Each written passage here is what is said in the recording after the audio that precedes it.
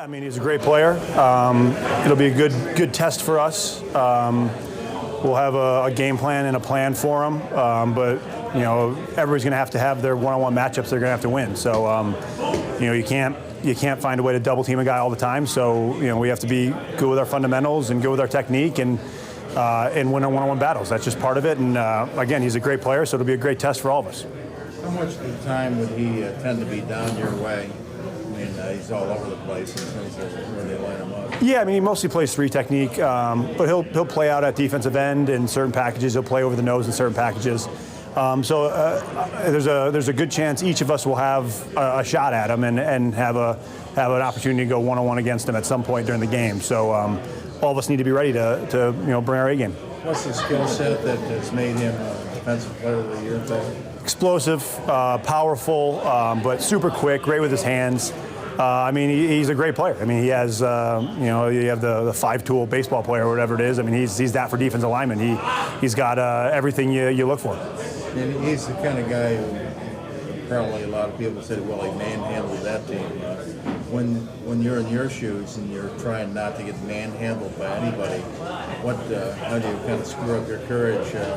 Yeah, I mean, great ones like that. We're all professional football players. So obviously, he's a two-time Defensive Player of the Year. He's a great player, but we're also professional football players as well. So I don't think we look at it like we're playing God reincarnate. We're playing a very, very talented football player, and we're going to have to bring our best to the table. But we're not going into it thinking that we're looking down the barrel of a gun by going against them. We're going to have to do our job and block them, but we're going into it ready for the challenge.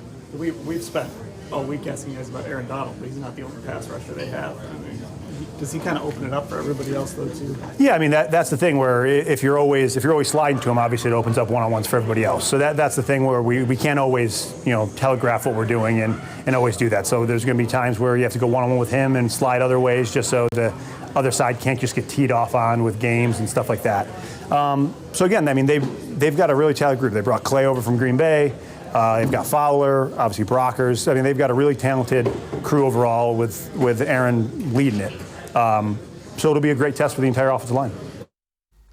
All right, sometimes you hear people talk about big, dumb football players. They're not talking about offensive linemen when they talk about that.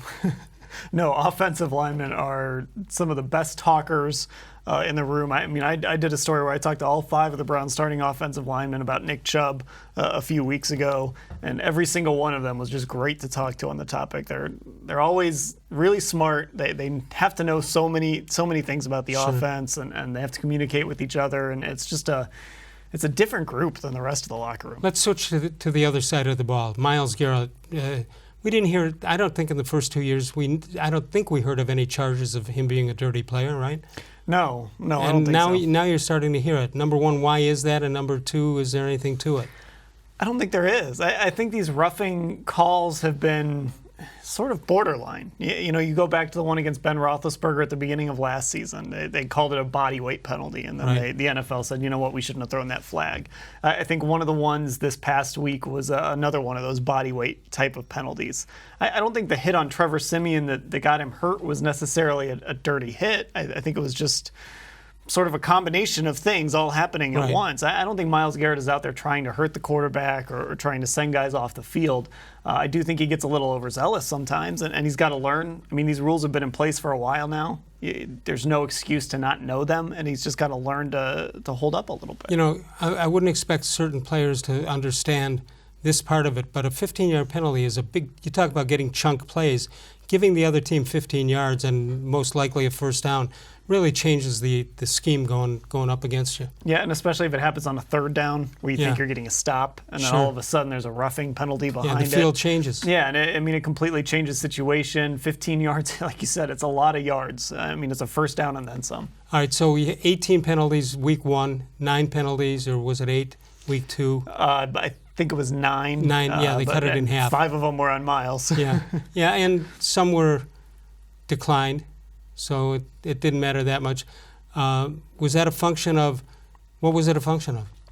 I think part of it was just getting to week 2. I think week 1 they were really sloppy. I think they made it a point of emphasis to clean up some of the stuff. Obviously, the only one who was getting the post-snap penalties was Myles with the roughing, so they cleaned up a lot of that stuff. Oh, because he was the only one getting close to the quarterback. Yeah, I guess. And then they cleaned up some of the holds defensively, things like that. What was interesting was Steve Wilkes today said he's actually more concerned with the offsides penalties for Myles. The pre-snap stuff, he really doesn't like that stuff. That's something that he feels you have a little more control over. If you happen to hit the quarterback a little bit late and the NFL just gets you with one of their rules where they're kind of overprotecting quarterbacks. Right. But offsides is offsides. There's only so much you can do. But offsides, that's on you. You've got to stay on sides. He has come out publicly to say he's going after the MVP award for the Defensive Player of the Year. Do you have a problem with that? No, I mean, I like it. I think it's, Myles is a guy that he doesn't talk with a lot of bravado necessarily, but he'll say things like that sound a little understated, and then you kind of look back and say, oh, he really did say that. Well, you're hearing it from all over. Announcers nationally, locally, whatever, that's what you're hearing. So he's not shying away from it in any way. No, and he knows he has the ability to do it. And if it motivates him to go out there and dominate games like he did against the Jets, I mean, that's great. And he probably would have been Defensive Player of the Week were it not for those roughing penalties. Are you